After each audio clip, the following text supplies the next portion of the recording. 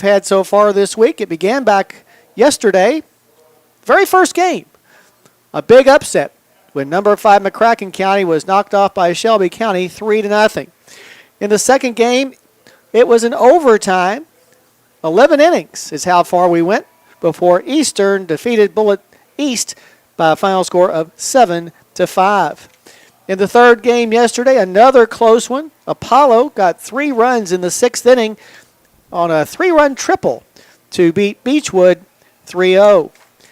Then last night in the final game, Lexington Catholic jumped out in front of Raceland early, scoring 3 in the first and 3 in the second, but then had to hold on for dear life when Raceland cut that deficit in half before the Knights won by a final score of 6-3. Earlier today in first round action, it was Whitley County just easing past LaRue by a final score of 4-3. Whitley led 4-0 going into the 6th, but then the Hawks scored 3 runs to get it back to a 1-run deficit, but Whitley was able to hold on. And in the game just concluded, it was another close one. South Warren defeating Breathitt County 4-3. South Warren scoring 4 runs in the top of the 7th inning to turn back Breathitt County, who had led 3-0 up until that time. The go-ahead run was actually a balk. So, interesting way to win a ball game. So, your final 2 first-round games will be occurring here tonight with Harrison County and Pikeville playing each other. And then later on tonight, Pulaski County and Henderson County will play each other as well. We'll be going across town, though, here on the radio to pick up the broadcast of the Harrison County Phillies game against Central Hardin in the 2023 Clark's Pump and Shop softball state tournament presented by UK Healthcare and further presented by Stockyards Bank and Trust.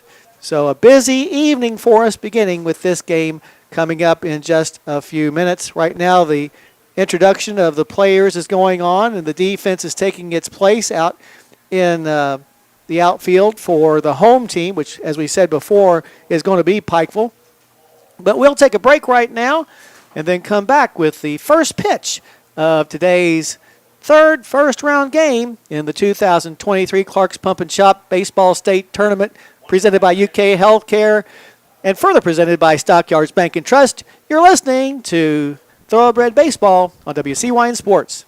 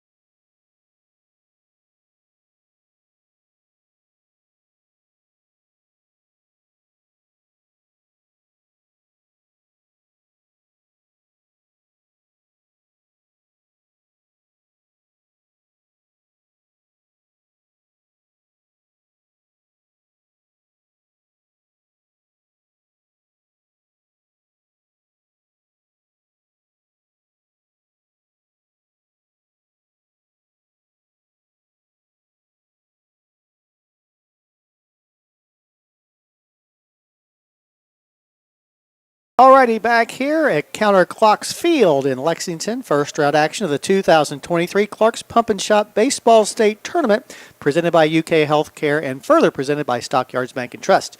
Let's take a look now at the starting batting order for Thoroughbreds. Feel almost redundant because it's been the same for quite some time now. But for those who may be first-time listeners, at shortstop, Elijah Harris leads off. He'll be followed by the second baseman, Cliffy McElvain. Batting third will be Corey Vaughn, who'll be on the mound tonight. He'll be followed in the cleanup spot by the right fielder, Cameron White. Batting fifth will be Mason Smiley. He'll be playing over at third. He'll be followed by Malachi Feeback, who'll be in left field tonight. Batting seventh, J.D. Kendall, the first baseman. He'll be followed by the catcher, Brian Vaughn. And rounding out the batting order today for the Breds will be the center fielder, Jay Sean Lewis. So once again for the Breds, Harris, McElvain, Corey Vaughn, White, Smiley, Feeback, Kendall, Brian Vaughn, and Lewis. Defensively, Pikeville looks like this. Noah Jarrell's behind the plate with Dylan Thompson at first and Sam Wright at second. Jackson Hall's over at third with Bash Ryan at short. And left to right in the outfield, Jake Lowe, Braden Hall, and Jeb Wilkerson. They're all backing up the pitching of Isaac Duty, the sophomore. Overall on the season, taking a look at his stats, Duty is making his 16th appearance. This will be his 13th start.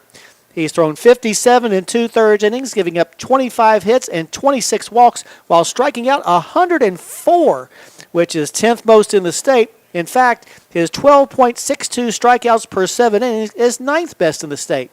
Duty has a record of 6-3 and a minuscule ERA of 1.34, and opponents are batting just 126 against him.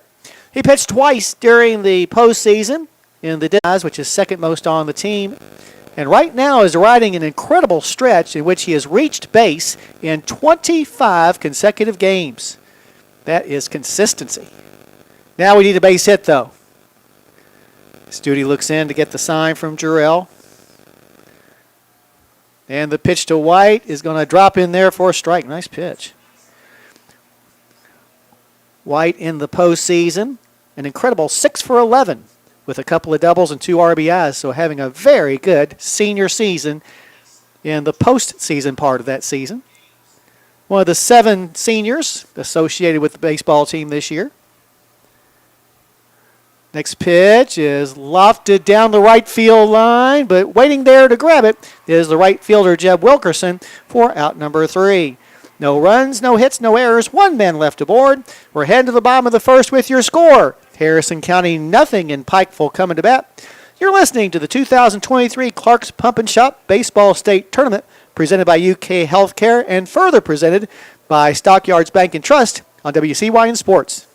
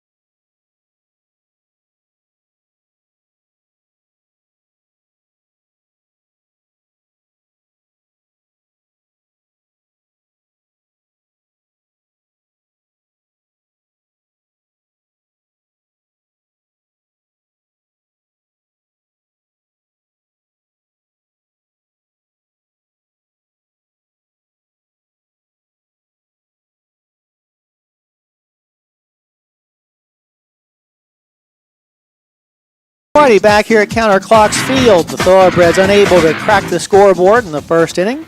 Now it's Pikeville's turn to see what they can do against Corey Vaughn, who's on the mound for the Breds. Leading off for the Panthers will be their center fielder, Braden Hall. He'll be followed by the second baseman, Sam Wright. Third place batter is the designated hitter, Wade Hensley. Hensley batting for the pitcher, Isaac Duty. He'll be followed in the cleanup spot by the first baseman, Dylan Thompson. Batting fifth will be the catcher, Noah Jarrell. He'll be followed by the right fielder, Jeb Wilkerson. The seventh place batter is the shortstop, Bash Ryan. He'll be followed by Jackson Hall, who's over at third. And rounding out the batting order today for Pikeville will be their left fielder, Jake Lowe. So once again for the Panthers, Hall, Wright, Hensley, Thompson, Jarrell, Wilkerson, Ryan, Hall, and low. Defensively for the Thoroughbreds, Brian Vaughn is behind the plate with J.D. Kendall at first and Cliffy McIlvain at second. Mason Smiley is surrounding third base with Elijah Harris patrolling short. Malachi Feebacks in left. Jay Sean Lewis is in center with Cameron White in right, all backing up Corey. We'll look over Corey's numbers real quick on the season, making his 12th appearance, his 12th start. Throwing for the first time since he won over the Bourbon County in the first round of the regional tournament. He's thrown 66 in the third innings, giving up 40 hits and 30 walks. As the first pitch is bunted to the third base side, Vaughn picks it up, fires to first base in time to nail Braden Hall for out number one. Really nice defensive play that time by Corey Vaughn. Finishing up Corey's numbers, as we said, he's given up 40 hits and 30 walks, but has struck out 89. He's given up 32 runs, 21 of which have been earned, has a record of 9-2, and an ERA of 2.22, and opposing batters are hitting just 167 against him. First pitch is swung on and missed by Sam Wright, who's at the plate now. Sam on the year batting .297, 7 doubles and 23 RBIs. Awaits the next pitch to him from Corey, which is going to be just a bit outside for a ball. 1-1 the count to the second baseman for Pikeville, the champions of the 15th region. Over at third, Smiley on the infield grass as the next pitch is slugged into left field. Feedback near the line. We'll watch it sail out of play for strike two. Well, you've seen Jake from State Farm on TV. Now it's time to see Joe from State Farm in Cynthiana. Get a new quote by calling Joe Cochran at 234-3813.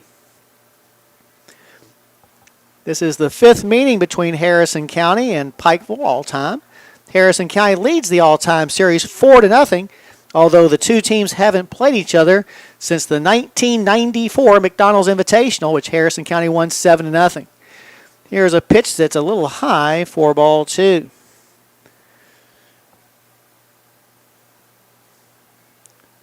Pikeville has never won a state title, making their third ever appearance in the state tournament in 2010 as well as 2012. So the next pitch is fouled straight back as the count remains 2-2. One out, nobody on for Pikeville in the bottom of the first inning. In 2010, they actually got to the semifinals, beating Perry Central and Greenup County before losing to Butler 3-2.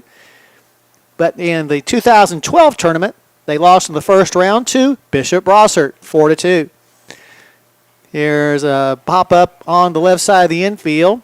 Calling for it will be Corey, and he'll make the grab for out number two. So 2 up and 2 down will bring the designated hitter Wade Hensley to the plate. Hensley batting for the pitcher Isaac Duty. Taking a look at Hensley's numbers on the year, batting a team high .443. Tied for the team lead in doubles with 10. Has a couple of triples and 13 RBIs. Has scored 25 runs. We'll try to start a 2-out rally here. First pitch is going to be inside and low for ball one. Hensley does some doctoring of the small amount of dirt around home plate. This is a turf field. This next pitch is going to be batted past the mound. Charging Harris, throws all in one motion, and just getting there in time, Hensley. Well, the ball slowed up enough when Corey dove for it that Harris really never had a play.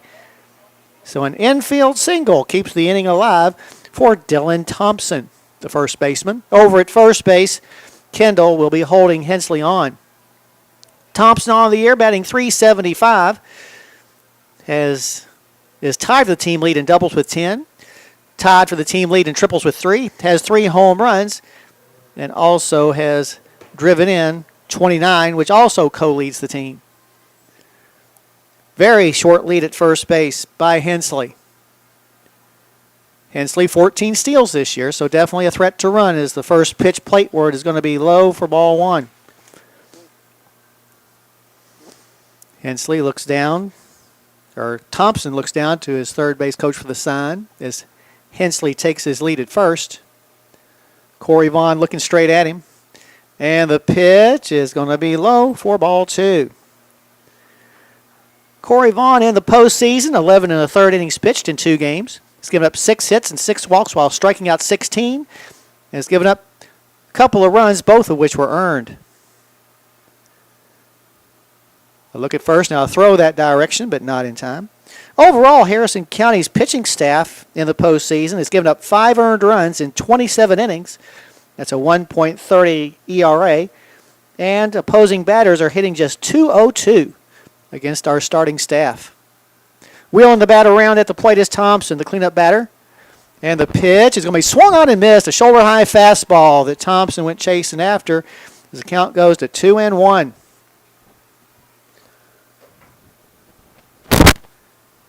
Taking a couple of practice swings before stepping back in the batter's box is Thompson.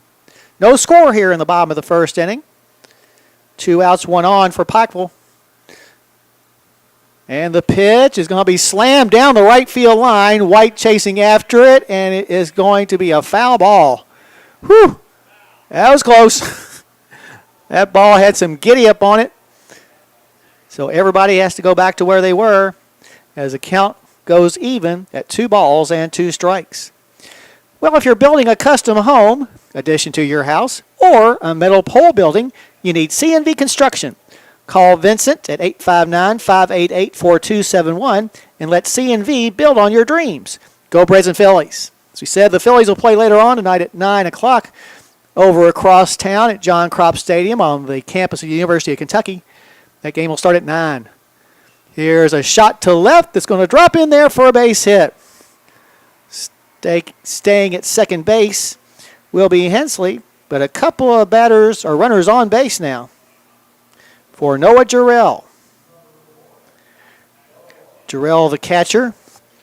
On the season, Jarrell batting .316, 8 doubles.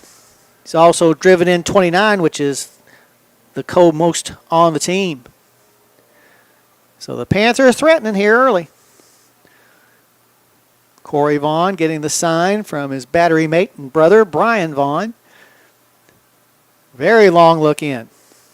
Now look back at second, and time is called by the batter, Jarrell.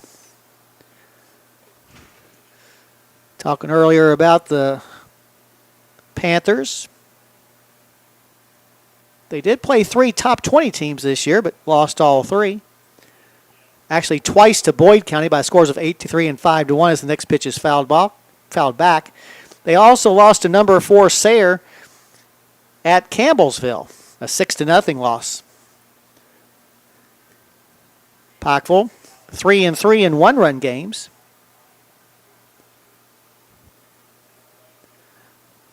Waiting on the next pitch is Jarrell. And the pitch is going to be a little looper foul to the right side. This count goes no balls and 2 strikes. Meanwhile, Harrison County has 4 state tournament titles to their credit.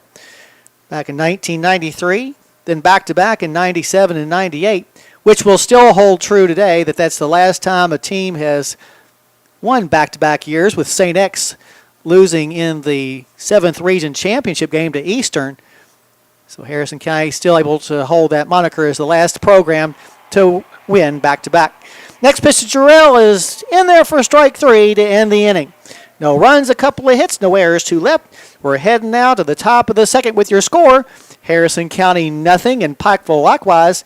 You're listening to the 2023 Clark's Pump and Shop Baseball State Tournament presented by UK Healthcare and further presented by Stockyards Bank and Trust on WCYN Sports.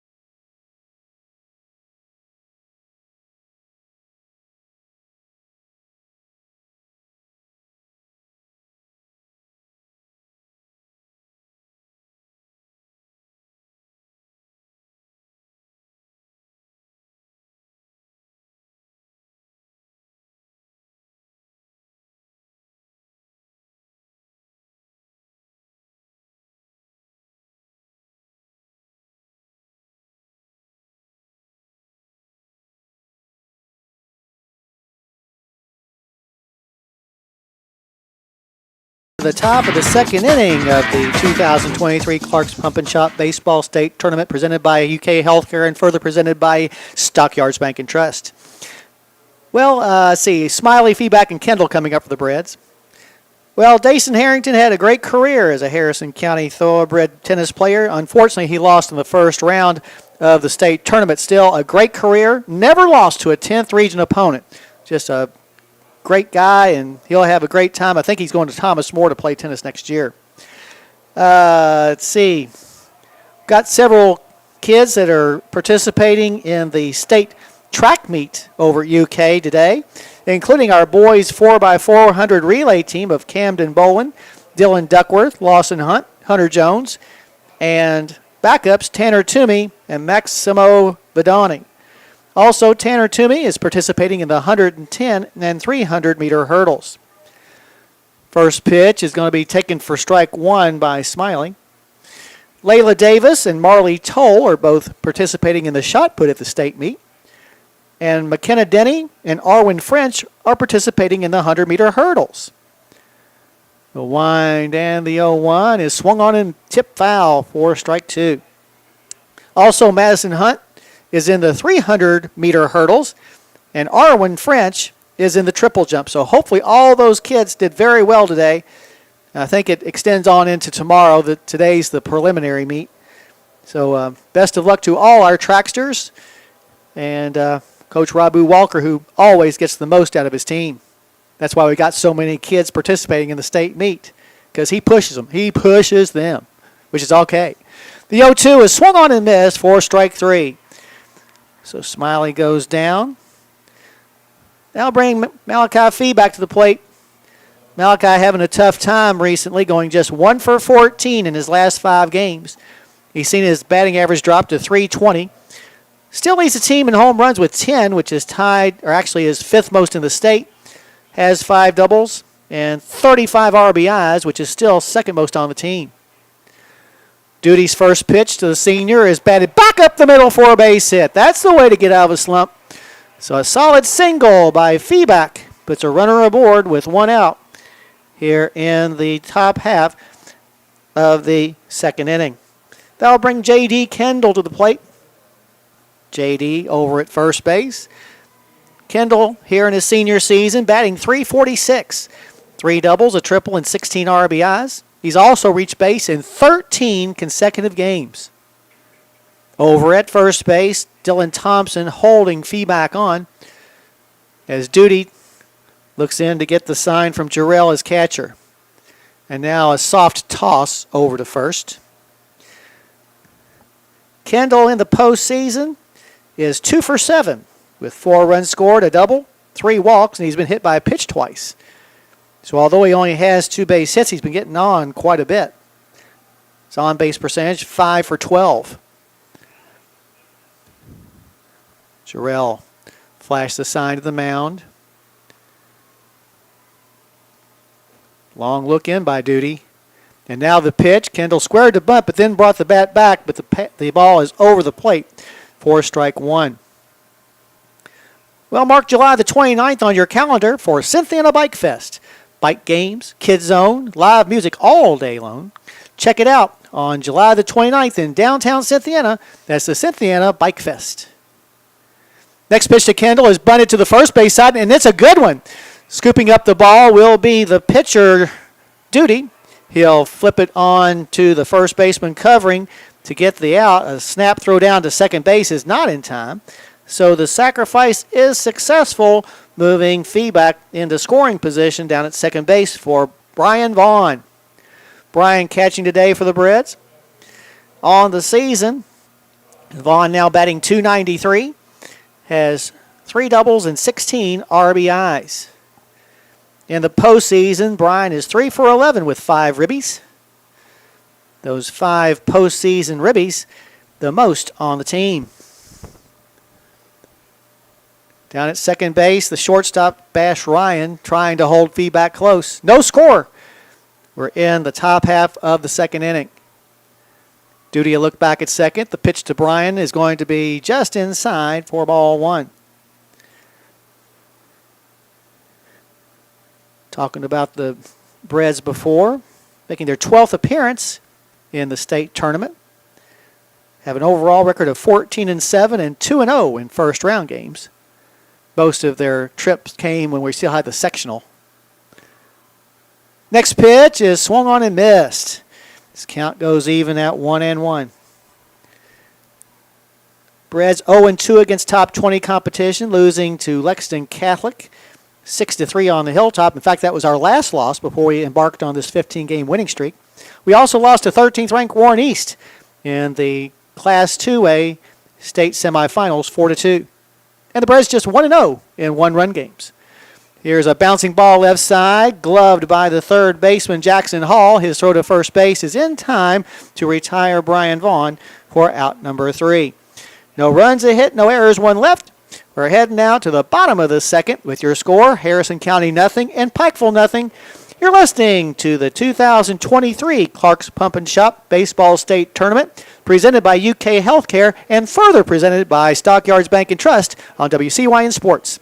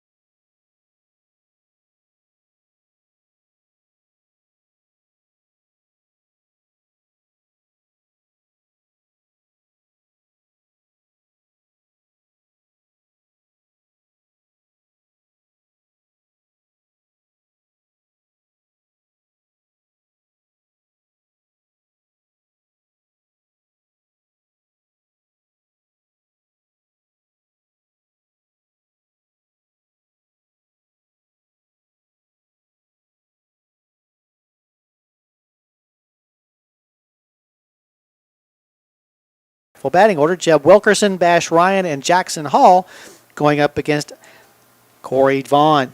Well, the winner of this game will play at 5 o'clock tomorrow afternoon against the winner of our 8th and final first-round game of this tournament, Henderson County and Pulaski County. Pulaski 21-16, the champions of region number 12. Henderson County out of the second region, they've got a record of 18-17.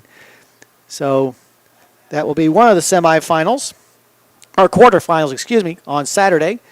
The first quarterfinal will start at 10 o'clock tomorrow morning, where Eastern will take on Shelby County. Shelby County, the giant killer so far in this tournament, knocking off McCracken County in the first round. At 1:30 on Saturday, tomorrow, Lexington Catholic, the number 1 team in the state, takes on Apollo. Then at 5 o'clock, as we said before, whoever wins this game and the winner of the Pulaski-Henderson County game will play each other. And then at 8:30, Whitley County and South Warren will play each other. Both Whitley County and South Warren winning by identical scores of 4-3 in the first round earlier today. Jeb Wilkerson at the plate.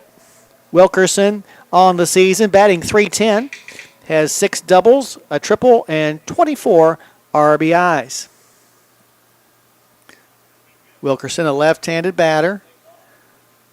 Vaughn's first pitch to him is going to be on the inside part of the plate for strike 1.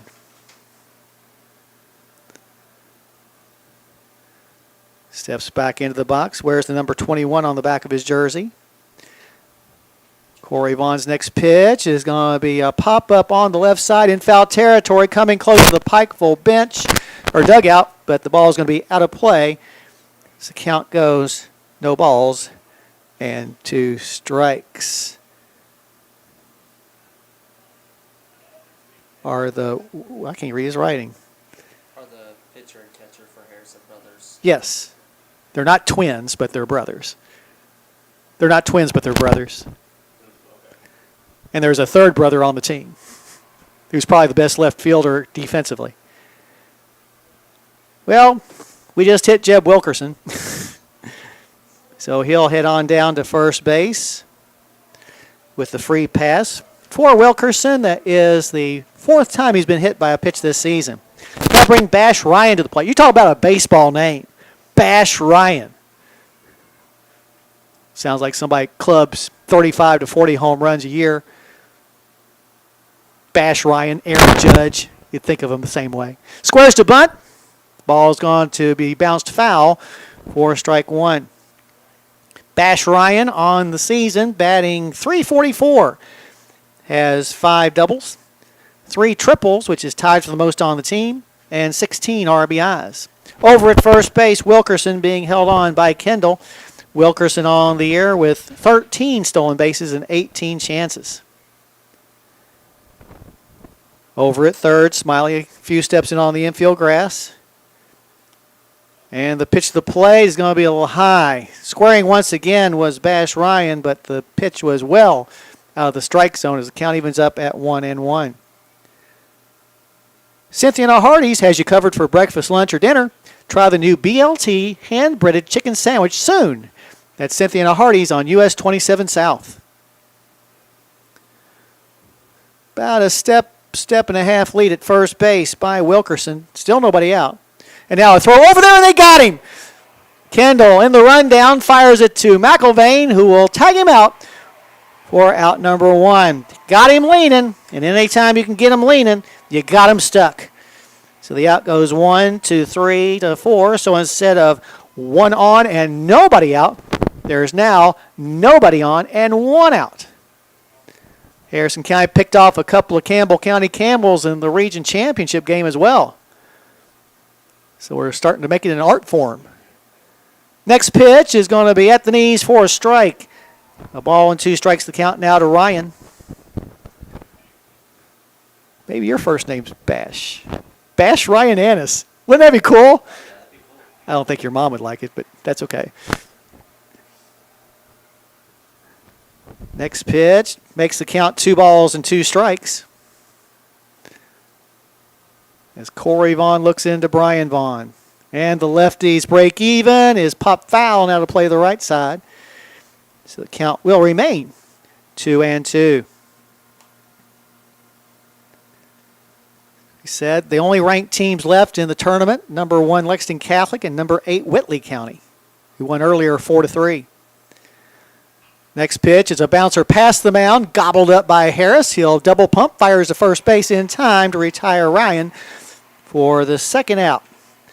So 2 down will bring Jackson Hall to the plate. Hall, the third baseman, on the season batting .264, has 4 doubles and a triple and 14 RBIs. Wears the number 1 on the back of his jersey. Jackson Hall is a sophomore. The wind and the first pitch to him is going to be high and outside for ball 1. Remember, we'll be heading across town later on tonight to John Crop Stadium at UK to watch the Phillies play. Next pitch is going to be down low. Ed Lewis will have all the action of that game for you right here on WCYN. I'd help him out, but I don't want to jinx things for the girls. So I'm staying away from the press box over at John Crop Stadium. I'll be there cheering them on, and hopefully they can get to the next round. Next pitch is going to be up high as the count goes to 3-0. Interesting story. In the first round of the girls' softball tournament, Ballard is unhuman. They're so good. They're like a bunch of Amazon women. But they only beat Woodford 4-0. So the next pitch is taken for a strike. 3-1 now the count to Hall, which means that they're mere mortals in a way. I'd like for Harrison County to get a chance to play Ballard. If that happens, he'll be in the championship game. Next pitch is fouled out of play to the right side as the count loads up at 3 balls and 2 strikes. Are you in the market to buy or sell a vehicle? Somewhere. Sarah Kate just said yes. Nick Cox with Georgetown Auto Sales would love to help you. You win with Nick. So the next pitch is a little blooper to the right side, and it will bounce almost out of play. Count remains 3 balls and 2 strikes. Great contingent of Harrison County fans here for this game, and the vast majority will be moving on to UK after this contest is over. Tapping the plate with his bat is Hall. 2 outs and nobody on, no score. We're in the top or bottom of the second inning. Next pitch is fouled out of play to the right side. So a couple of 2-strike foul balls by Jackson Hall have kept him alive in this plate appearance. Should the Breds win, and it's way too early to tell, we'd play at 5 o'clock tomorrow. Just keep that in mind. The wind and the 3-2 once again is a little poke into center that's going to drop in there for a base hit. So Hall keeps the inning going with that little flare to center field. And that will bring Jake Lowe to the plate. Lowe, the left fielder. Lowe on the season, batting .286, has 8 doubles and 17 RBIs. Over at first base, Hall will be held on by Kendall. Jackson Hall has 8 steals. This is a running Pikeville team. They've collected over 100 stolen bases this year. Throw to first base, but not in time. Harrison County, meanwhile, they've amassed 101 stolen bases this year and lead the state in several offensive categories. Third base coach for Pikeville directing signals to both Jackson Hall at second and Jake Lowe at the plate. And the pitch is a little pop to the right side into the Harrison County stands, and somebody just made an error for strike 1 on Lowe.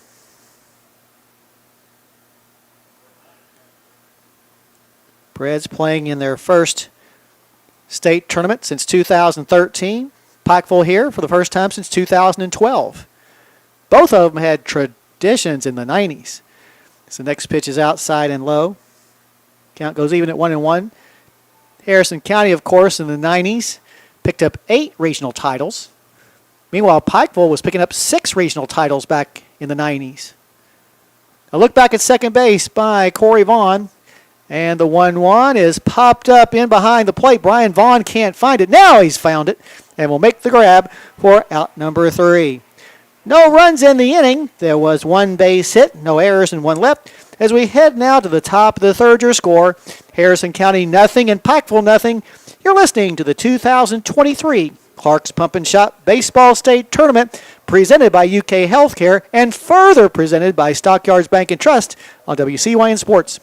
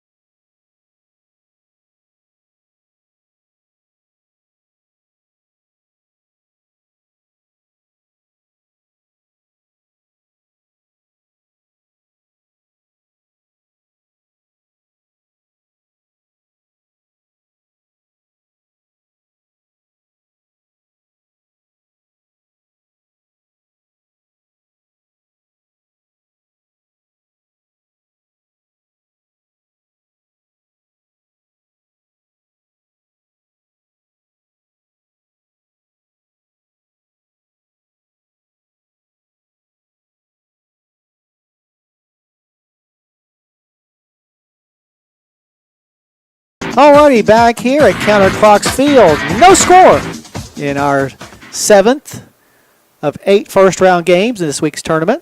So far, all 6 games that have been played prior have been decided by 3 runs or less. To tell you how exciting a tournament it's been so far, we've had 2 one-run games and 1 game that went 11 innings out of the first 7.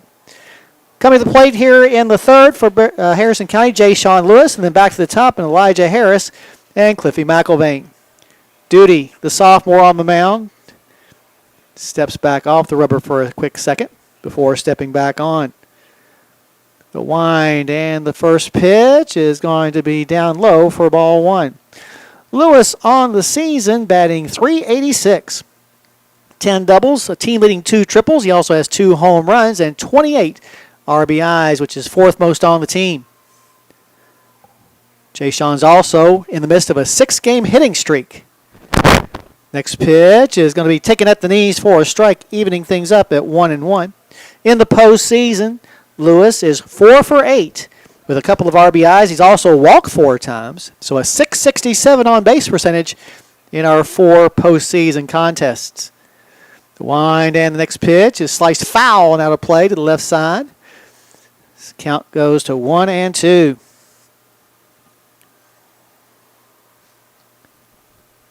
Lewis wheels the bat around, crowds the plate just a little bit as well.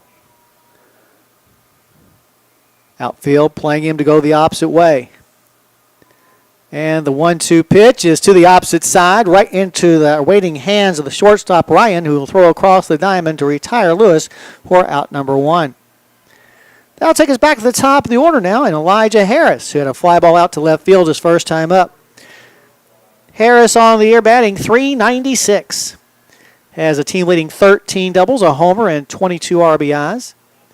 He's also in the midst of a 14-game streak in which he has gotten on base. In the postseason, Harris, 4 for 12 now. Scored 4 runs. Also has 5 RBIs. That ties Brian Vaughn for the most in the postseason. His first pitch is delivered down low for ball 1. Counterclocks Field, former home of the Lexington Legends. Not a whole lot has changed from the way it looked prior. So the next pitch is fouled straight back, evening up the count at 1 ball and 1 strike. The one big difference I see is that the food is better. Could be, could not be. I'm not saying it's great. They don't have a big sign that says greatest burgers in Lexington. But maybe that'll be the next thing to try to do. But don't get the fries. Do not get the fries. Getting the sign from his catcher, Jarrell, is Duty as he winds and fires the 1-1 to Harris, which is on the outside part of the plate for strike 2. Count goes to a ball and 2 strikes. And like many places that are a little bit behind in concessions, they do not sell fried bologna here. I don't know. My campaign continues. The wind and the 1-2 pitch is just a bit outside. The catcher, Jarrell, trying to frame that pitch, but to no avail as the count goes even at 2-2. 1 out, nobody on for the Breds here in the top of the 3rd. Henderson County and Pulaski County to follow at around 8:30. Break-even pitch is on the outside edge for strike 3. That's now 3 strikeouts in the game for Duty. And brings Cliffy McIlvaine back to the plate. Cliffy walked his first time up. Hinton and Thomas Grease and Grill serve the best food around, just like the Breds and Phillies serve up big wins. Follow Hinton and Thomas on Facebook to find out where they'll be next. Wheeling the bat around is McIlvaine before wiggling over top his right shoulder, and the pitch is fouled off to the right side for strike 1. Let's see, what else do we know? Talking about Eastern earlier, playing in their first ever state tournament. And like playing in it so much, they won their first round game in extra innings. 7-5 over Bill East. Next pitch is taken on the outside part of the plate as McIlvaine quickly in the hole 0-2. Shelby County in its 8th state tournament overall, but their first since 2010. The last time they got into the quarterfinals, which they did this year, was back in 2007. So breaking a 16-year drought. 0-2 to McIlvaine is just a bit low. So the count goes to 1-2 on the thoroughbred second baseman. Crowds the plate a little bit with his toes touching the inside part of the batter's box. Duty winds and fires the 1-2 pitch, and it's going to be fouled out of play and out of the stadium. This count remains 1-2.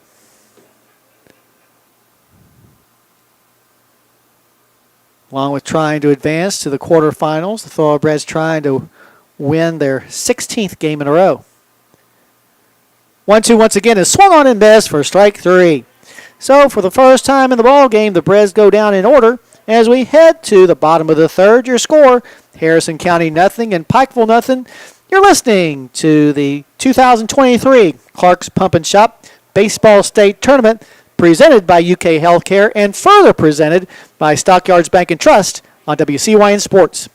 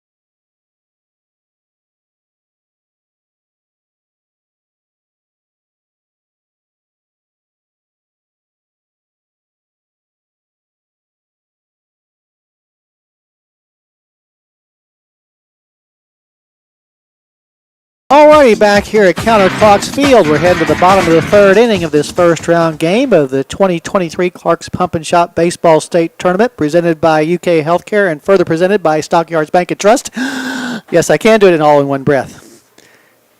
Top of the order coming up for Pikeville, Braden Hall, Sam Wright, and Wade Hensley take on Corey Vaughn.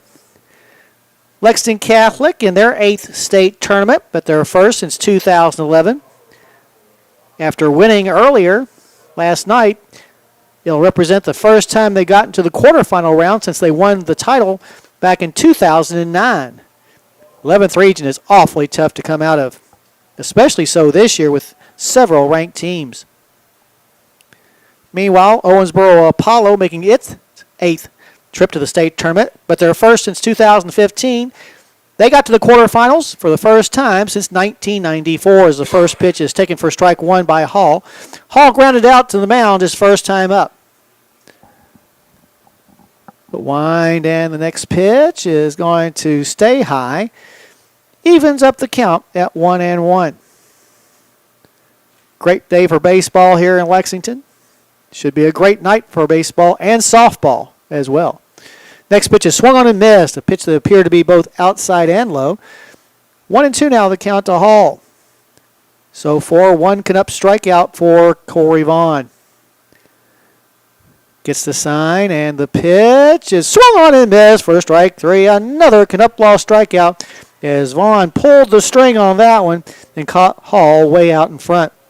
So 1 up and 1 down for Sam Wright. Wright popped up to the mound his first time up. Looks down to get the sign.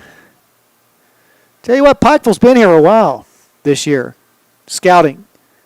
They weren't here for the first game, the McCracken-Shelby County game. The one Shelby County won 3-0, but they've been here and scouting every team since. Talk about prepared. The first pitch is taken for strike one. Pikeville, a state power in football for the past several decades. And have had their time to shine in baseball as well. Here's a base hit back up the middle with 1 out. Sam Wright gets on base for the first time. That'll bring the designated hitter, Wade Hensley, to the plate. Hensley, the designated hitter, as we said, batting for Isaac Duty, who's the pitcher. He's had an infield single his first time up. Left-handed batter is Hensley. Hensley, also a wide receiver on the football team. In fact, he was Isaac Duty's favorite target, getting 545 reception yards and 9 touchdown receptions. He also is a good linebacker, recording 45 tackles for his team, which was second most on the team. First pitch taken for strike one. Levels the bat, now wheels it around. Coming in from third is Smiley. The pitch is a check swing. Did he check in time? They'll appeal, and they say he did, in fact, check in time, evening up the count at 1 ball and 1 strike. Weather supposed to be much similar tomorrow as today. So hopefully Harrison County will be playing in both the baseball and softball tournaments once again tomorrow. Phillies play at 9 o'clock tonight. Pitch is taken on the outside edge for strike 2. Taking a deep breath is Hensley before stepping back in the batter's box. Henley, a senior. It's a very young Pikeville team, just 2 seniors on the squad besides Hensley. Is also Jake Lowe. Next pitch is a little bit up. This count goes even at 2 balls and 2 strikes. They're a battle-hardened team, as we mentioned before, having to go to 8 innings to win over Paintsville in the 15th Region semifinals. And then the very next night had to go 8 innings to knock off 2-time defending 15th Region champions Johnson Central. Next pitch is down low as the count goes full at 3-2. Kendall still holding the runner on at first base, Sam Wright. Wright, co-leader on the team in steals with 24. And it's a pretty fast track here. Now here's a throw to first. They may have him picked off. Kendall's throw is going to be dropped by McIlvain. So safe at second base will be Wright. But we had him. Just couldn't negotiate the throw. So a runner in scoring position now for Pikeville. And a full count on the batter. I'll take a look back to second. Now time called by the home plate umpire. Well, head on over to El Pericutine if you want fine Mexican food. They've got a great buffet. Sunday, you can't hardly get in there. There's so many people eating there, so that's one indication about how good the food is. So stop on by El Pericutine next time you're wanting a little Mexican food, as the next pitch is fouled off by Hensley. Appreciate El Pericutine joining the team of sponsors for Breds baseball, and I'm certain for Phillies softball as well. From the stretch, Corey Vaughn. A look back at second. A look once again, a look a third time, and now the pitch is swung on and missed for strike 3. And Mr. Hensley is very upset with himself. Almost tried to break the bat over top his leg, which would have been a very bad idea. That's another Knupwall strikeout, 3 for Vaughn now. I'll bring the cleanup batter Dylan Thompson to the plate. Thompson singled into left field when he came to bat before. Trying to get that run home from second to break this scoreless tie, but he won't get a chance, as the Breds will intentionally pass him to set up a force at every base. I'll bring up Noah Jarrell, who struck out his first time up. Talking about Henderson County and Pulaski County playing later on tonight. Henderson County making their 5th appearance in the state tournament, their first since 2013. Much like Harrison County. Meanwhile, Pulaski County making their first ever trip to the state tournament in baseball. Here's a shot into left field. Feedback grabs it. They're going to try to send him home. The throw to the plate is in time. Oh, and it pops out of the mitt of Brian Vaughn. So the run scores. Oh, my gosh. The throw from Malachi was perfect. But the ball was not squeezed. And the run scores to put Pikeville up 1-0. Daggone it. Also on the play, Thompson moved over to third base. We'll have a courtesy runner at first base for Jarrell, who got, now it can't be an RBI for sure. It's going to be an E2 that puts the Panthers up 1-0. Number 12 for, of course I don't have a number for 12. So anyway, a courtesy runner at first base for the Panthers with runners on the corners. And now Coach Whitaker arguing that, I don't know, maybe the ball was stripped out of the mitt of Brian Vaughn, or else the tag was on him long enough before it was let loose. Now Coach Simpkins, the head coach of Pikeville, having his say as well. Shane Simpkins in his 5th year as the Pikeville head coach. So the end result is a 1-0 Pikeville lead with runners on first and third. And Jeb Wilkerson at the plate. Wilkerson was hit by a pitch his first time up. But feedback made an outstanding throw. Outstanding throw. Well, do you have a big group to feed? You can't beat the deal on a Beast Pizza from Snappy Tomato.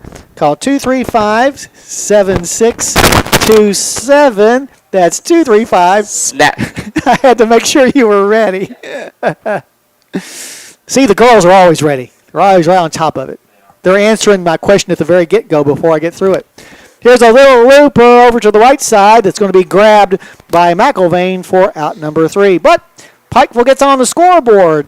They had a couple of base hits. There was one Harrison County error and 2 men left aboard. So as we head now to the top half of the fourth with their score, Pikeville 1 and Harrison County nothing. You're listening to the 2023 Clark's Pump and Shop Baseball State Tournament, presented by UK Healthcare and further presented by Stockyards Bank and Trust on WCYN Sports.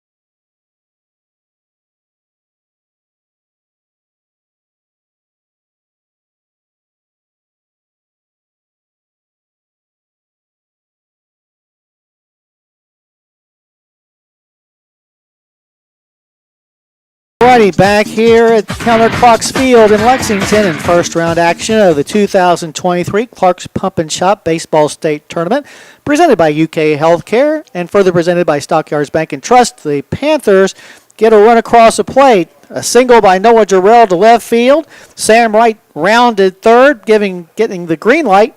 The throw from Malachi was perfect, but a collision at the plate, as it were, between Sam Wright and Brian Vaughn caused the ball to pop out Brian's mitt and allowing the run to score. Here in the fourth inning for Harrison, it'll be Corey Vaughn, Cameron White, and Mason Smiley against Isaac Duty, who will now try to preserve that one-run lead. First pitch is going to be fouled straight back for strike one. Vaughn, a strikeout victim, his first time up. Corey now 3 for 15 in the postseason, but does have a home run and 4 RBIs. Take one of those home runs right now, but the wind is knocking everything down. Here's a little looper to right field that'll drop in there for a base hit. We'll take those as well. So a leadoff single by Vaughn gets a runner on base for Cameron White. White a fly ball out to right field when he came to bat before. As we mentioned, we'll be heading over to John Kropp Stadium for a 9 o'clock start where the Phillies are playing the Central Hardin Lady Bruins in the 2023 Clark's Pump and Shop Softball State Tournament, presented by UK Healthcare, and most probably further presented by Stockyards Bank and Trust. Here's a throw to first base is not in time. White stands in there and awaits the next delivery to him from Duty over at third. Jackson Hauling on the infield grass as the next pitch is taken at the knees for a strike. 0-1 the count to the Breds batter.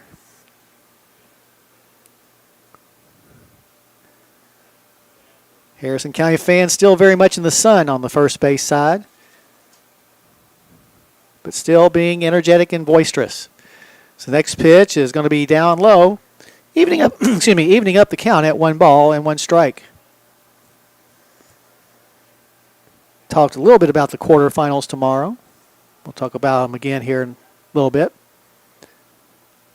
as 3 of the quarterfinals have been decided, or it's been decided who's going to play in them. Here's a bouncing ball right at the first baseman, tags the first base bag, but his throw to second base to the shortstop draws the shortstop off the bag. So He'll stay alive as the out will go 3 unassisted on White. So with a runner in scoring position, Mason Smiley returns to the plate. Mason struck out his first time up. On the year, Smiley batting .311 with runners in scoring position. Trying to knot up this score. Harrison County trails right now 1-0 here in the top of the fourth. A look back at second by Duty. And the pitch is going to drop in there for a strike.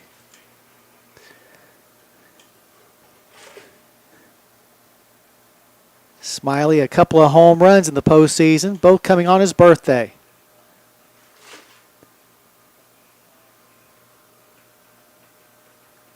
From the stretch, Duty. And now a throw back to second, but diving in time is Corey. So he'll stay over there. At Kentucky Farm Bureau Insurance, we believe small businesses are an important part of this state's homegrown success. It's yet another reason why Kentucky Farm Bureau loves Kentucky. Call Harrison County Farm Bureau tomorrow at 234-4514 and ask for Dustin or Amy, or maybe wait till Monday. Duty looks back at second base at Vaughn. And the pitch to Smiley is sliced foul and out of play. Over into the Harrison County crowd. This count goes no balls and 2 strikes. Talked about Whitley County before, advancing to the quarterfinals. They're in their second state tournament. The other one coming back in 2021, where they lost in the quarterfinals. The last 13th region team to reach the quarterfinals before this year, South Laurel back in 2014. Here's a pop-up in the infield. Calling for it is the second baseman, Sam Wright, and he'll gobble it up for out number 2. So with 2 down and that runner still at second base, Malachi Feeback comes to the plate. Malachi breaking out what had been a 1-for-14 slump with a solid single his first time up. Feeback 6-for-19 this year with 2 outs and runners in scoring position.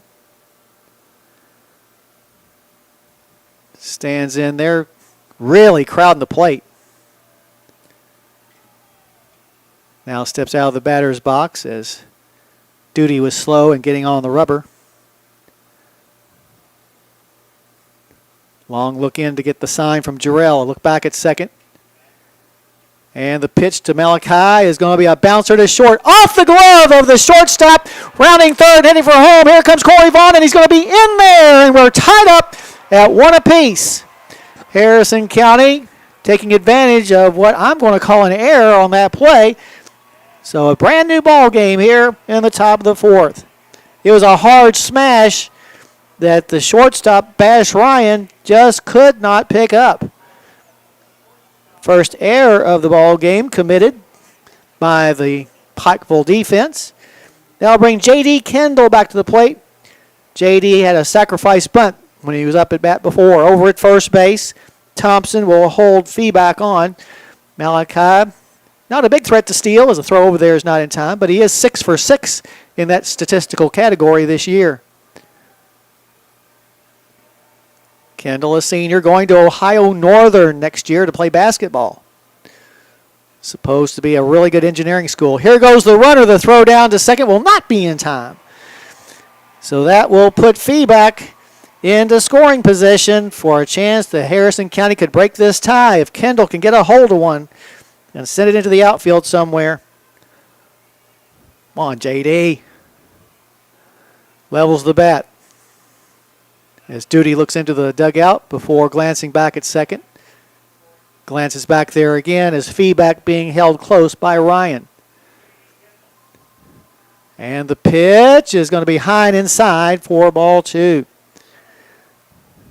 And now racing out to the mound will be Coach Simpkins as something he didn't like at all. So now a conversation with the battery concluded, but the conversation directed towards the pitcher, Isaac Duty. Canup Law understands that your situation is more than just a lawsuit or legal problem. It's your life. Visit canuplaw.com to find out how Brian can help you out. Home plate umpire thinks it's been a little bit too much time on the mound, so he approaches. And just as he approaches it, the meeting on the mound breaks up. But Coach Simpkins going back to the dugout, and just his body motion tells me he is an unhappy man right now. Although there's nothing that Duty could do that the shortstop on the shortstop error. So give him a break. Maybe it's the 2-0 count. Next pitch is going to be swung on and missed for strike one. One of the better fastballs that Duty has thrown today. Kendall couldn't near catch up with it. Outfield playing JD straight away. This is a big park. It's a minor league park. So the next pitch is at the knees, evening up the count at 2 strikes. And that brings out the ire of the Harrison County fans. 320 down the lines here at Counterclocks Field. 400 to straightaway center. 382 into the left center gap. 375 in the right center gap. So lots of real estate out there. Next pitch to Kendall is just a tad outside as the count goes full at 3-2. JD steps back into the batter's box. If Harrison County were to win tonight, he would more than likely pitch tomorrow. But right now, we just need a base hit. Something to get Malachi home with the tie-breaking run here in the top of the 4th inning. There are 2 outs. The stretch, the look, and the payoff is outside ball 4. So the inning continues for Brian Vaughn. Brian has had his moments this year with some big base hits, and we could use another one right here and right now. Vaughn on the season with 2 outs and runners in scoring position, batting .500. Now, albeit it's 5 for 10, he hasn't had a large selection size, but still he has responded in pressure situations. A look back at second base by Duty. And the first pitch to Brian is going to be down low for ball 1. This is the first inning that Duty has really had this much trouble finding the strike zone. So he did well through the first 3. Jarrell flashed the sign as Feeback takes his lead from second and Kendall does from first. And the pitch is going to be at the knees for a strike. This count evens up at 1-1. 1-1 your score. The Breds scoring this inning, responding to the run that Pikeville scored in the bottom half of the last inning. Both runs scoring because of errors and thus unearned. Next pitch is fouled straight back. And I tell you what, Brian Vaughn just barely missed that one. Just barely. But a foul ball just barely could be anything as the count goes to 1-2.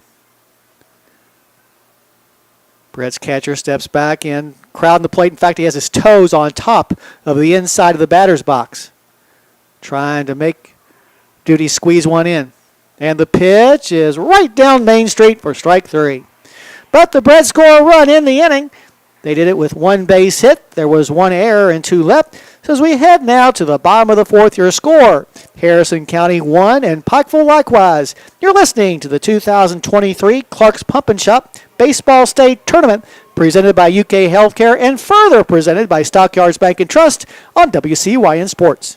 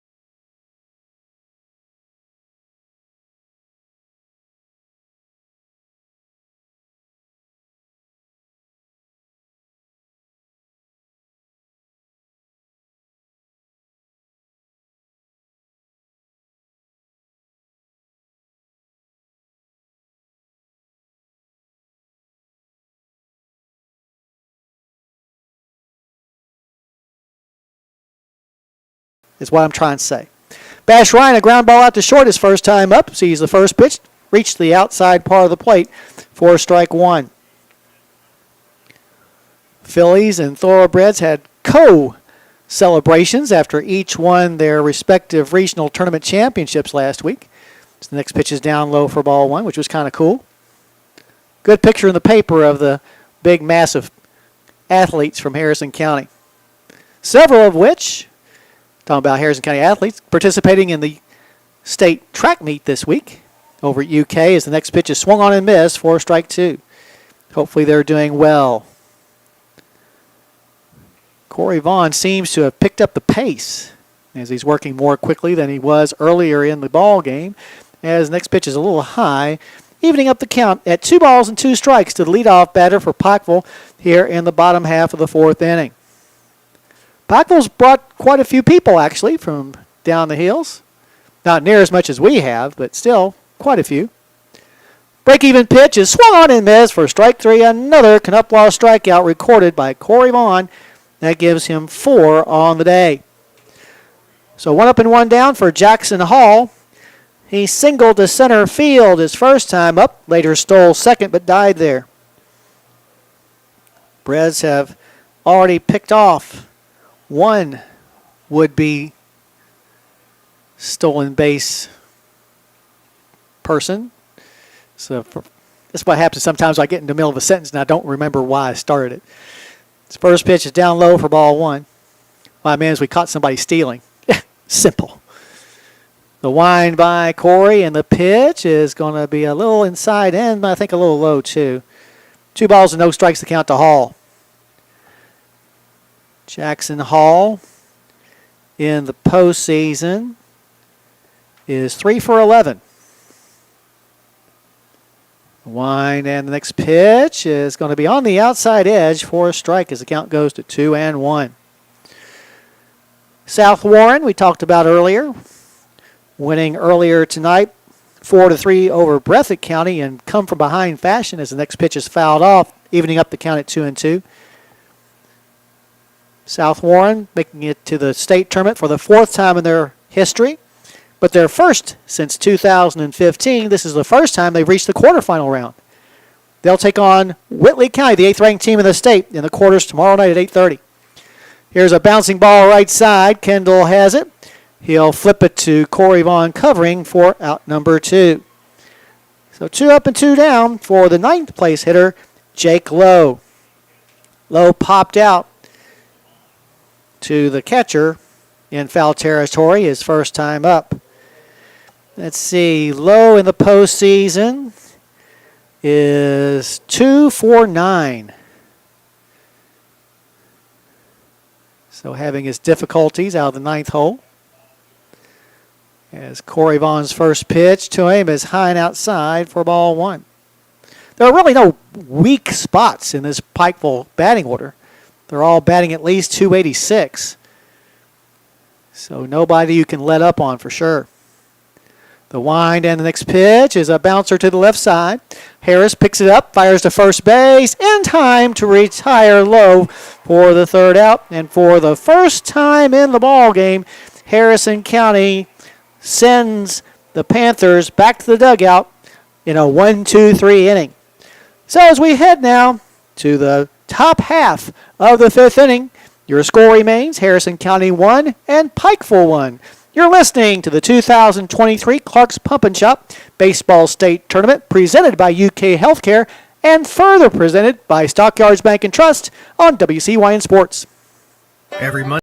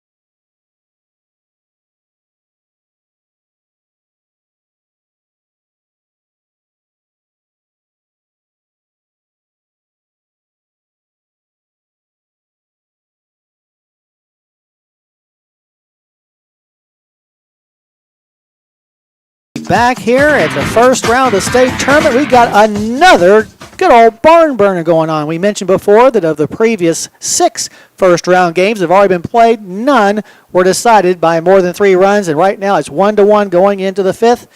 Harrison County, through 4 innings, a run on 2 hits, an error. They've left 4 runners stranded. Meanwhile, for Pikeville, a run on 5 hits, an error likewise, and 5 left on base. First pitch to J. Sean Lewis is taken for strike 1. Lewis, a ground ball out to shortstop when he came to bat before. That back in the 2nd inning. Wind and the pitch is inside and low, evening up the count at 1-1. Talk about both these teams trying to get to the quarterfinals. The last 15th region team to get to the quarterfinals was Pikeville back in 2010.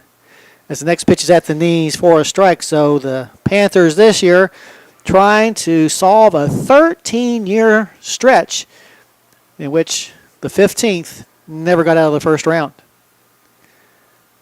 The wind and Duty's next pitch is a bouncer to the left side, gloved by the third baseman Hall. His throw across the diamond is in time to retire Lewis for out number 1. That'll send us back to the top of the order now, and Elijah Harris. Harris has had a fly ball out to left and a strikeout. Elijah has a stretch of 14 consecutive games in which he has gotten on base in jeopardy. Hopefully he'll get on base here and help us maybe take a little bit of a lead. 1-1. Harrison County scoring their run in the top of the 4th after Pikeville had scored their 1 run in the bottom of the 3rd. Harrison County is the visitor on the scoreboard. First pitch to Harris is down low for ball 1. Farm Credit Mid-America offers short-term loans that handle the present so you can focus on the future. Contact Michael Furnish at 859-254-2741 and learn more about it. Next pitch is in the dirt again. This count goes 2 balls and no strikes. Harris, the team leader in walks, as he has recorded 36, which is tied for the 4th most in the state.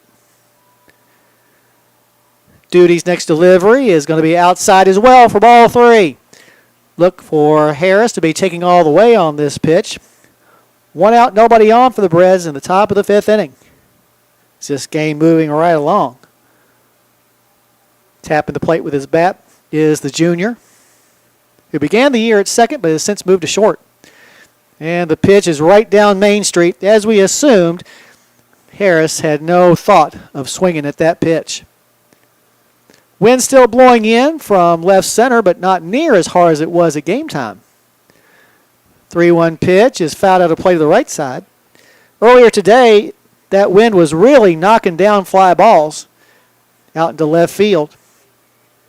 Although one kid did homer earlier today, and his name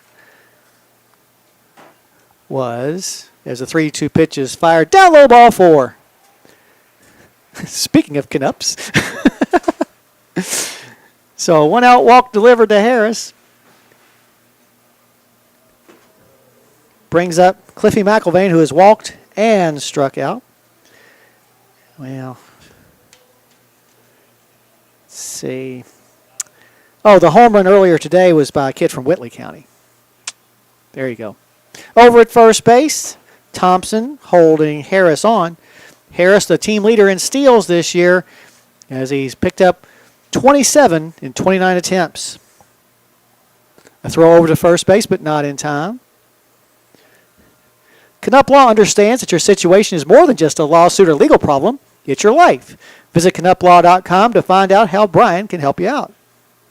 Thank you. Anytime. I'd hate for him to call you on a Saturday, though. Okay. There you go. Call the machine tomorrow if you need his help. First pitch to McIlvain is taken for ball 1. Harris sneaking away from the first base bag. A pretty good sized lead of a couple of steps. As Duty takes a look over at him.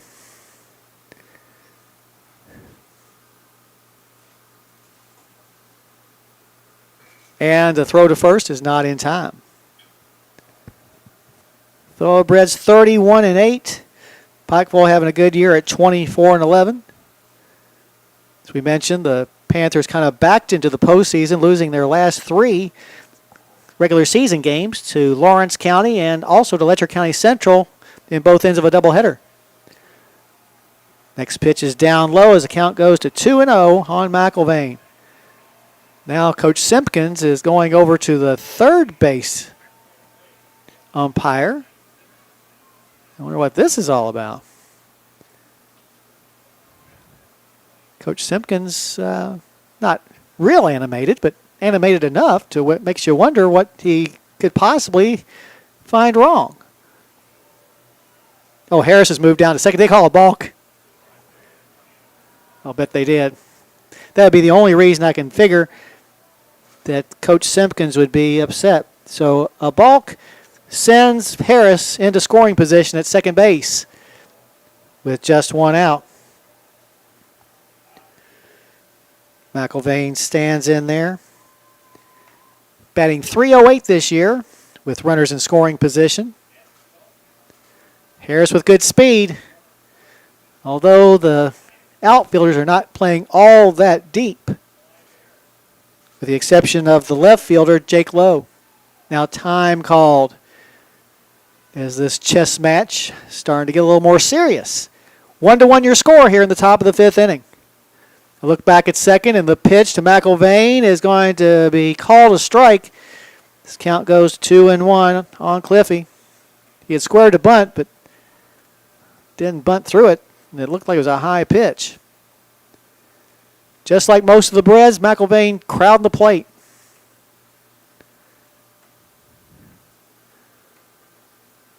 From the stretch, the check of the runner at second, and the pitch is going to be a good bunt.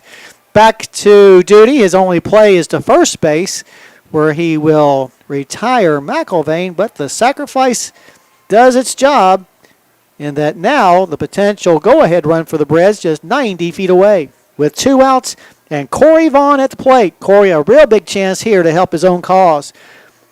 Corey singled and scored the lone run of the game for the Breds his last time up. He's also been a strikeout victim. Junior stands in there. Down at third base, Harris takes his lead. Lots of room in behind home plate as the first pitch is taken for ball 1. So a ball gets past the catcher. Harris is going to score. There's probably 3 times as much room in behind the plate here as there is at the Hilltop. And then the ball could catch the wall and start caroming all over the place. 1-0 delivery is swung on and missed as the count goes even at 1 ball and 1 strike. Vaughn on the season, batting .439 with runners in scoring position. And batting a respectable .290 when there are 2 outs included. 1-1 pitch is swung on and missed again. So now Vaughn down to his last strike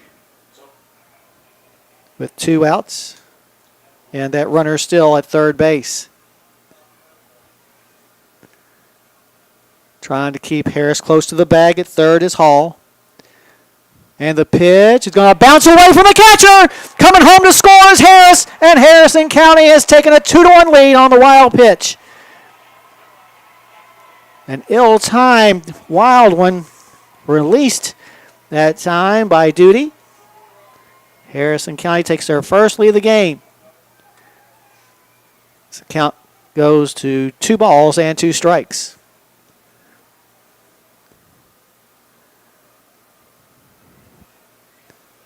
Corey levels the bat now with the bases empty.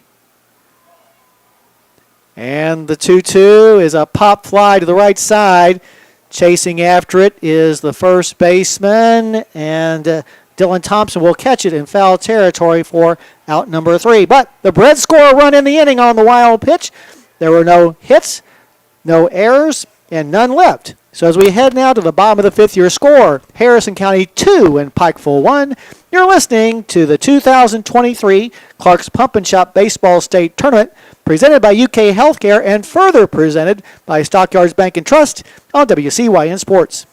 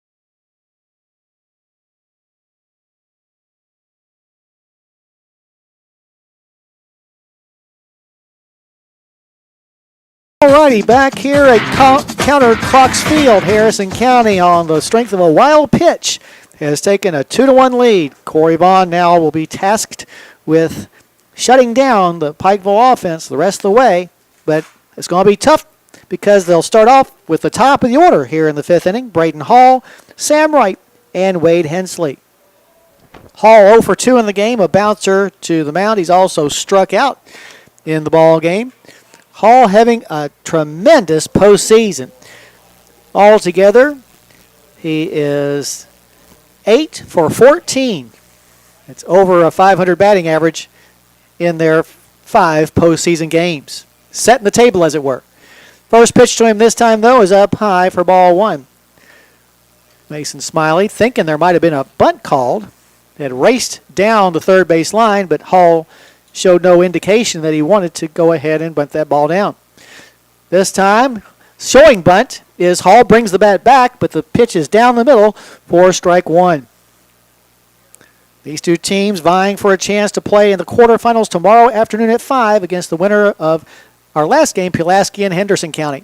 Here's a bouncer to the left side, gloved by Harris. His throw to first is in time to retire Hall. That's a big out. So 1 up and 1 down brings Sam Wright to the plate.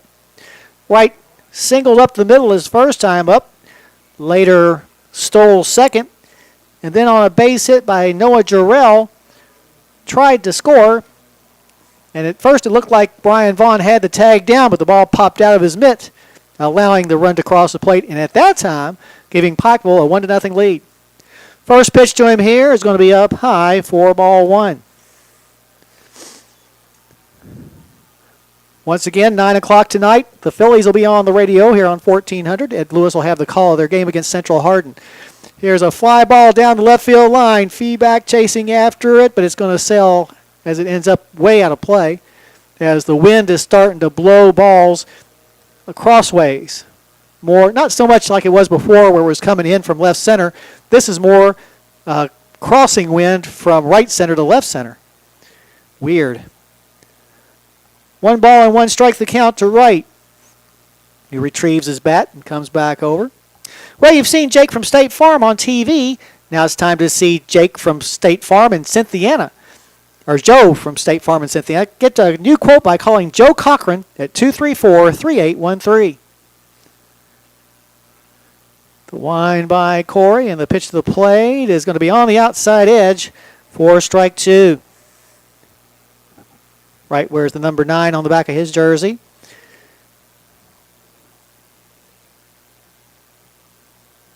He's 5 for 11 in the postseason as the next pitch is inside.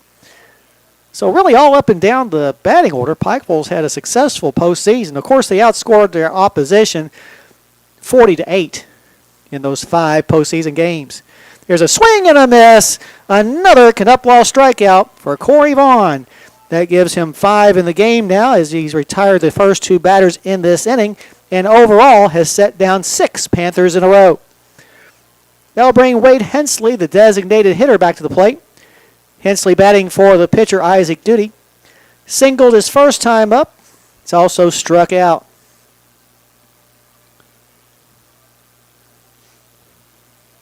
Brian Vaughn flashed the sign to Corey Vaughn as Jay Sean Lewis out in center field moves to where he'll think that the batter will go the opposite way as the first pitch is taken for strike 1.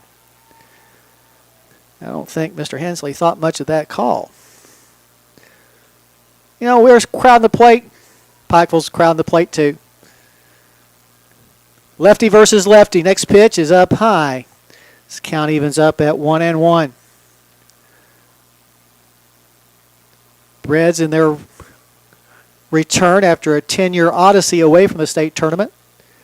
Last year in 2013, where they got to the quarterfinal round before losing to Central Hardin after beating Ryle in the first round. 2 balls and 1 strike the count now to Hensley. The wind by Corey, and the next pitch is fouled straight back. That'll even things up at 2 balls and 2 strikes. We are in the bottom half of the 5th inning. Harrison County leading 2-1. Both Harrison County's runs coming in the last 2 innings. Top of the 4th and top of the 5th. Break-even pitch is going to stay high as the count goes full at 3-2.